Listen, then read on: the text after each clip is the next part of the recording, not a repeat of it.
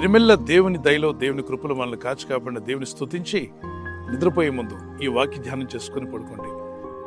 నిన్ను గొప్ప చేయ మొదలు పెట్టేదను. దేవుడిని ప్రభు అంటున్నాడు, యెహోషువ నువ్వు భయపడొద్దు, ఈ ప్రజల ముందు నేను నిన్ను గొప్ప చేయ మొదలు పెట్టేదను. దీన్ని ప్రారంభించేది ఎవరు? దేవుడే. నీకు నువ్వు గొప్పలు చెప్పుకోవడం కాదు. కొంతమంది డబ్బా కొట్టుకుంటూ ఉంటారు, నేను గొప్ప, నా పేరు గొప్ప, గొప్ప గొప్ప గొప్ప గొప్ప అని చెప్పుకుంటూ, అంటే డబ్బా కొట్టుకోవడం. లాస్ట్కి కప్ అవుతారు. గొప్ప గొప్ప ఏమవుతుంది? కప్ అవుతుంది. కప్ అయ్యే పరిస్థితి మనకొద్దు. మన గురించి ఎవరు మన గురించి మనం చెప్పనక్కర్లా. దేవుడే మనల్ని గొప్ప చేయాలి. అయితే నువ్వు ఆయనకి లోబడాలి, దేవుని చిత్తం చేయడానికి ఇష్టపడాలి. యెహోషువ దేవుని మాటలు విన్నాడు, దేవుని మార్గంలో జీవించాడు. తన దాసుడైన మోషే కొండ మీద ప్రార్థన చేస్తుంటే, యవనస్తుడు కదా, ఇంటికి పోయి అతనికి వివాహం కూడా అయింది. ఇంటి దగ్గర ఉండి అన్ని పనులు చేసుకోవచ్చు. ఇంటి దగ్గర కబురు వస్తుంది. మోషే అంటే దైవజనుడు, 80 సంవత్సరాల వృద్ధుడు. ఆయన కొండ మీద ప్రార్థన చేసుకుంటాడు, ఆయన చేసుకునేవ్వండి. నువ్వు యవనస్తుడు, నీకేం రోగం? ఇంటికి రా, నువ్వు కొండ కింద ఏం చేస్తున్నావు అంటే, నా దాసుడు వచ్చేదాకా నేను తిరిగి రాను. నా దైవజనుడు కొండ మీద ఉన్నాడు, ఆయన అక్కడ ప్రార్థనలో ఉండగా నేను ఇంటికి వెళ్ళి సరదాలకు తిరుగుతానా? లేదు లేదు, నేను ఆ దాసుడు వచ్చేదాకా రానని చెప్పి పట్టుబట్టి కూర్చున్నాడు కొండ కింద. ఈ వాగ్దానం పట్టుకొని ప్రార్థన చేయండి. మీ ప్రభా, ఈ వాగ్దానం నా కుమారుడు నెరవేర్చు, నా కుమార్తెలు నెరవేర్చు, మీరే గొప్ప చేయ మొదలు పెట్టండి. యవనస్తులు అయితే అడుగు, ప్రభా ఈ వాగ్దానం నా పట్ల కూడా నెరవేరాలి. యెహోషువ వలె నేను కూడా ప్రార్థించే వ్యక్తిగా మారాలి. నీ సన్నిధిలో కనిపెట్టి మనసు నాకు దయచేయి. నన్ను గొప్ప చేయ మొదలు పెడితే దాన్ని ఎవరు ఆపలేరు నాయన. దేవుడు ప్రారంభిస్తే దాన్ని ఎవరు ఆపలేరు. ఆయన ద్వారం తెరిస్తే ఆ ద్వారంను మూయగలిగిన వాడు ఎవరు ఈ లోకంలో లేరు, రారు, రాబోరు. మనకు ఘనత, మనకు పేరు, ప్రఖ్యాతులు తూర్పు నుండి, పడమటి నుండి, ఉత్తరం నుండి, దక్షిణం నుండి రావు, కానీ యెహోవా వలనే మనకు హెచ్చు కలుగును. తూర్పు నుండి అయినను, పడమటి నుండి అయినను, అరణ్యము నుండి అయినను హెచ్చు కలగదు.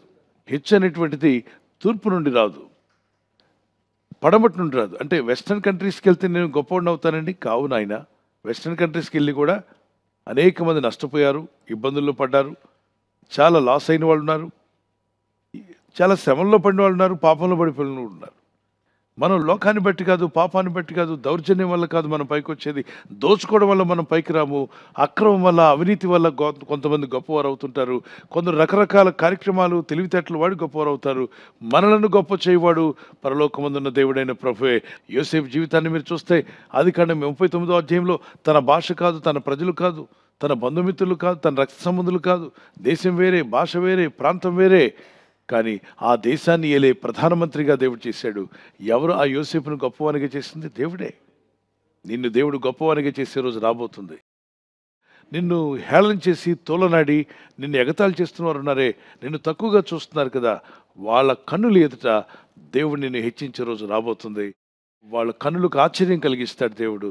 ఏంటి ఈ వ్యక్తి ఇలా దీవించబడ్డాడు, ఏమిటి ఈమె ఇలా దీవించబడింది, అసలు వీళ్ళు పని అయిపోయింది, వీళ్ళు పైకి రారనుకున్నాం కదా, హౌ దే ఆర్ బ్లెస్డ్ అని మీ గురించి ఒకరు మాట్లాడుకునే రోజు వచ్చునుగాక. అయితే దేవుని వదిలిపెట్టకుండా, దేవుని కృపలో ఎదుగుతూ, ఎంత ఎదిగినా ఒదిగి ఉండే మనసు కలిగి, హెచ్చించుకోకుండా తగ్గించుకునే మనసు కలిగి జీవిద్దాం. ఎప్పుడు కూడా నేను గొప్ప, నా ఊరు గొప్ప, నా పేరు గొప్ప అని పక్కన పెట్టి, నా దేవుడు గొప్ప, నా దేవుని వాక్యం గొప్ప, పరిశుద్ధాత్ముడు గొప్ప. మన గొప్పతనాలు కాదు, మనకు ఎవరు గొప్పతనం కావాలి? దేవుని గొప్పతనం కావాలి. Shall we pray to God.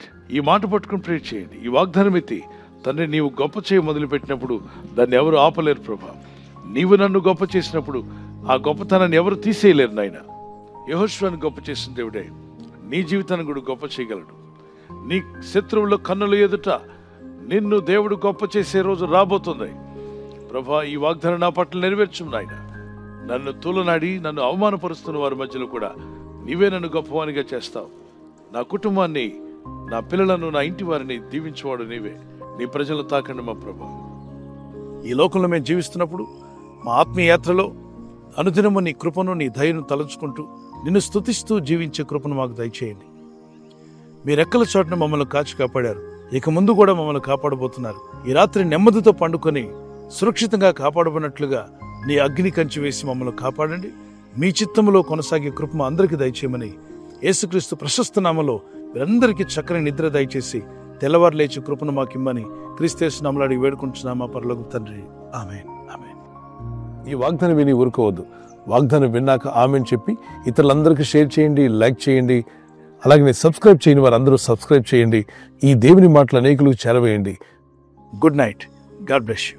ఈ ఛానల్ను మీరు సబ్స్క్రైబ్ చేసుకొనుట వలన 2 పనులు జరుగుతున్నాయి. 1, బీదలకు, అనాథలకు ఈ ఛానల్ ద్వారా సహకారము అందించడం జరుగుచున్నది. 2, సువార్త జరుగుచున్నది, ఆత్మలు రక్షించబడుచున్నాయి. మనము సబ్స్క్రైబ్ చేసుకొనుట ద్వారా అందరికీ సహాయం చేస్తున్నవారమవుతున్నాము. ఖచ్చితంగా ఈ యూట్యూబ్ ఛానల్ను సబ్స్క్రైబ్ చేసుకుని బెల్ బటన్ను క్లిక్ చేయండి. మీకు వెంటనే మెసేజెస్ పంపబడతాయి.